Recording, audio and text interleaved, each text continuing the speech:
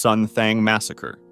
Imagine a soldier getting sentenced to life in prison for murdering women and children, but then serving less than a year because a general decided to let him go early. This is the story of the Sun Thang Massacre, which took place in Vietnam on February 19, 1970. Tensions were high because a week earlier, a Viet Cong ambush had killed 9 U.S. Marines. To get revenge, a lieutenant sent out 5 soldiers, ordering them to avenge the Marines' deaths. They went to a hamlet called Sun Thang, which was about 2 miles from their base, and when they arrived, they found 3 small huts. The soldiers ordered the people inside to come out. The inhabitants were just women and young children. Nonetheless, their team leader ordered them to shoot, and they killed everyone. They went to a second hut and did the same thing, then moved to a third hut and killed the people there too. In total, they killed 7 women and 9 children. When the team got back to base, they lied and reported that they had been in a firefight with 15 to 20 Viet Cong soldiers. However, the next morning, Vietnamese civilians told another Marine patrol what happened, and they found the bodies. The truth came out, and charges were brought against the Marines. One member of the team agreed to help the prosecution. During the trials, the leader and another soldier were acquitted, but a soldier named Schwartz was found guilty of premeditated murder and sentenced to life in prison with hard labor. Another one, called Green, was found guilty of unpremeditated murder and sentenced to 5 years. He himself was surprised by how short his sentence was and even asked, 5 years for that? However, they did not even serve that much time. Major General Charles F. Whittock reduced both sentences to less than 1 year, and they were released in 1971. Green eventually shot himself in 1975, while Herod wrote a book about the event and lived until 2017.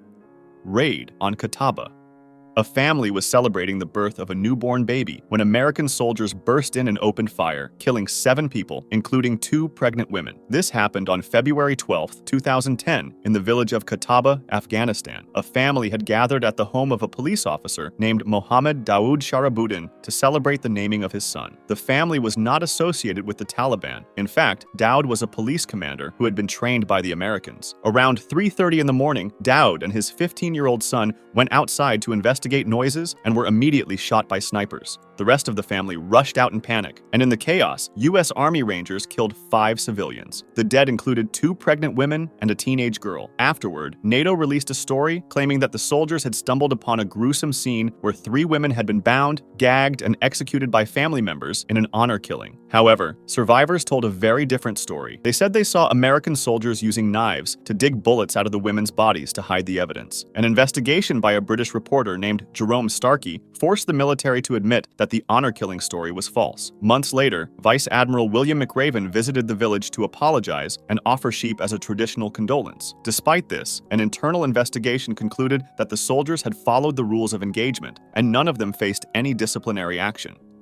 Thanh Phong Seals Massacre.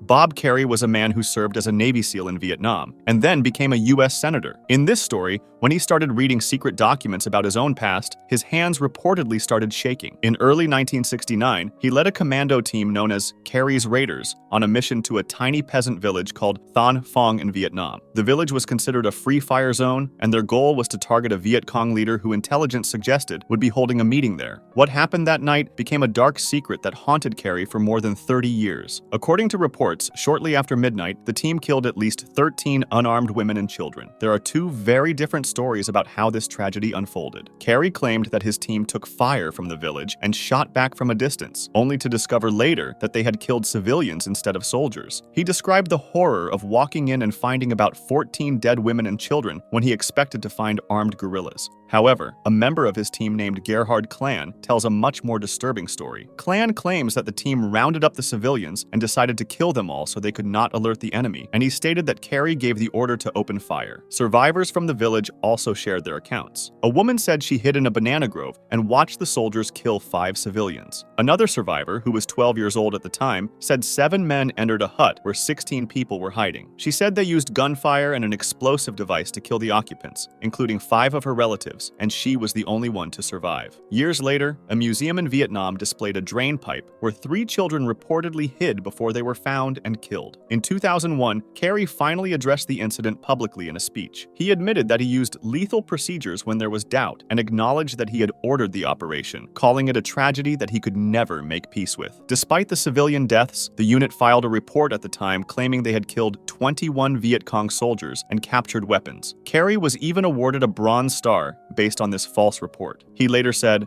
"Though it could be justified militarily, I could never make my own peace with what happened that night. I have been haunted by it for 32 years." Habibullah and Dilawar. In 2005, a massive 2,000-page government report was leaked to the New York Times revealing a pattern of torture and homicide inside a United States military prison in Afghanistan. This nightmare unfolded in December 2002 at the Bagram Theater internment facility. Inside those walls, 2 prisoners named Habibullah and Dilawar were beaten to death within a week of each other. Soldiers struck Habibullah repeatedly with what they called peroneal strikes, which are severe blows to the side of the leg above the knee that destroy the nerves. A few days later, Dilawar, a young taxi driver who weighed only 122 pounds, died as well. For days, guards chained him to the ceiling and pummeled his legs until they could no longer bend. When they hit him, he would cry out, "Allah!" and the soldiers found this amusing. It became a running joke where troops would show up just to hit him and hear the noise. Over a 24-hour period, he was struck over 100 times. By the time a doctor finally saw him, he was dead. The abuse was so severe that medical examiners later said his legs looked like they had been run over by a bus. To make matters worse, investigators later learned that most interrogators believed Dilawar was actually an innocent man who simply drove his taxi past the base at the wrong time. Other prisoners suffered too, including a man named Haji Mumin who was shocked with electricity, and a female prisoner named Afia Siddiqui, known as Prisoner 650, who kept others awake with her haunting sobs. While 27 officers and soldiers were investigated, the punishments were considered by many as surprisingly light, with some serving only a few months in prison or receiving simple reprimands. Shinwar Shooting.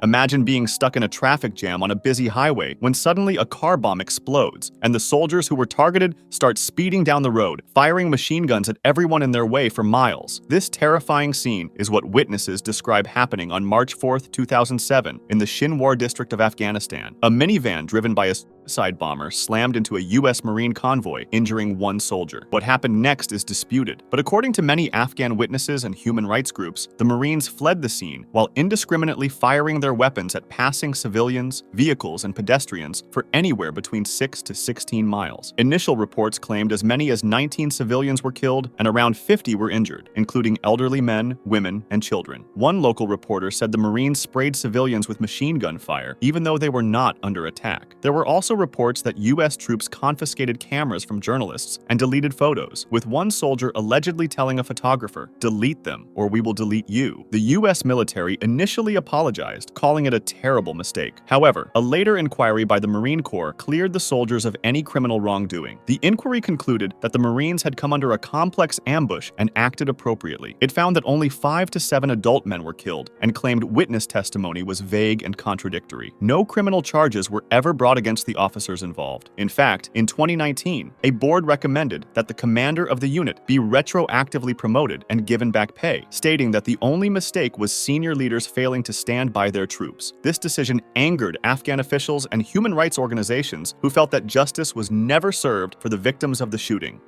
The Baghuz Strikes. Drone operators sitting in a base in Qatar watched in shock as American jets dropped bombs on a crowd of people they had identified as civilians. This happened on March 18, 2019, in Syria during a fight against the Islamic State known as the Battle of Baghuz Fakani. A secret American special operations unit called Talon Anvil called in an airstrike on a group of people near the Euphrates River. These people were mostly women and children trying to escape the fighting. Even though drone operators saw who they were, the unit ordered to drop a 500-pound bomb on the crowd. Then, they dropped a second bomb that weighed 2,000 pounds on the survivors. The New York Times reported that 80 people were killed and 64 of them were civilians, which would make it one of the largest civilian casualty incidents of that war. The next day, observers saw piles of dead women and children, and the strike area was bulldozed shortly after. The U.S. military concealed this incident for years, and the official military count of civilian deaths for all of 2019 was only 22 and did not include this attack. Senior officials never reviewed the strike until the New York Times exposed it in November 2021. An Air Force legal officer named Dean Corsack said this could be a possible war crime. In May 2022, a U.S. military investigation concluded that the strike actually killed 52 enemy fighters and only 4 civilians, and said it did not violate the laws of war. Wardak/Nerkh killings. In the spring of 2013, a shepherd was walking near an abandoned military base when he stumbled upon human remains, only to realize the ground around him was filled with the bodies of missing villagers. This happened in the Nerkh district in Afghanistan. For months, local residents had been terrified because men were disappearing after being taken into custody by a U.S. Special Forces unit known as ODA 3124. In February 2013, the body of a man named Nasratullah was found with his throat slit after he had been arrested by U.S. forces. Tensions got so high that Afghan President Hamid Karzai demanded that U.S. forces leave the province. It was after the American unit withdrew in April that the shepherd found the remains near their former base perimeter. Villagers began to dig in the area and found bodies in 5 other locations nearby. Some bodies were intact while others were just parts, but they were identified as 10 men who had been captured by the Americans. In total, 18 men were killed during operations linked to this specific Special Forces team. Witnesses who had been detained by the unit told horrific stories of what happened inside the base. One former prisoner said he was held for 45 days and subjected to electric shocks, near drowning, and severe beatings. He even described being nearly buried alive. This witness claimed he saw an American soldier, described as a big guy with a bushy red beard and green eyes, beat a prisoner named Sayed Muhammad to death. Another detainee said he watched an Afghan interpreter execute a neighbor right in front of U.S. personnel who did nothing to stop him. When the bodies were first discovered, U.S. officials denied any American involvement and tried to place all the blame on the interpreter. However, the Red Cross provided new evidence, and Rolling Stone magazine published an investigation that forced the U.S. military to open a criminal inquiry. Human Rights Watch and Amnesty International have pointed out that despite abundant evidence of war crimes, the U.S. military justice system has a poor record of holding soldiers accountable. As of the time these reports were released, the families of the 18 murdered men were still waiting for justice. Marius Massacre.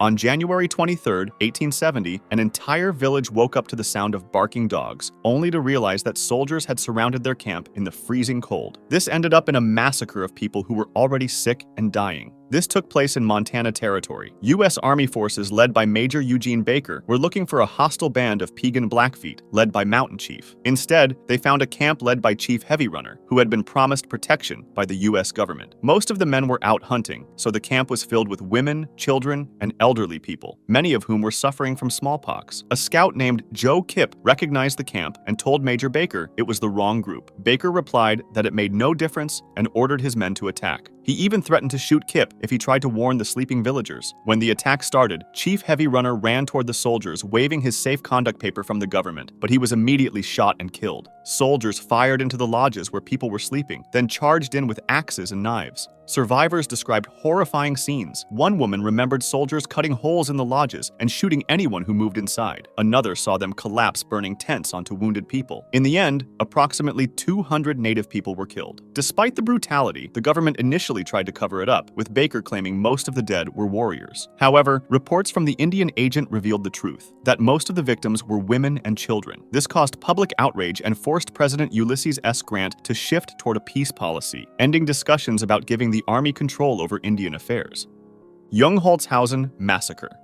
On April 15, 1945, when the smoke cleared after a brutal battle, villagers went out to count the dead, and they found 63 bodies, mostly teenage soldiers. But they noticed something really disturbing. They realized that the wounds on many of the men didn't happen during the fight. The U.S. Army was fighting against German combat engineers and a group of Waffen-SS soldiers who were mostly just 17 years old. It turned out that between 13 and 30 of them were killed after they had already surrendered. Some estimates say the number could be as high as 48. One eyewitness watched as American soldiers used submachine guns to execute 4 SS troops during the night. For decades, this event was kept quiet and shrouded in silence. It was not until the 1990s that local German newspapers started reporting on what really happened. The United States Army Criminal Investigation Command finally launched an investigation in 1996 to look into the massacre. However, they were unable to identify the specific soldiers who committed the crimes. Chenogne Massacre.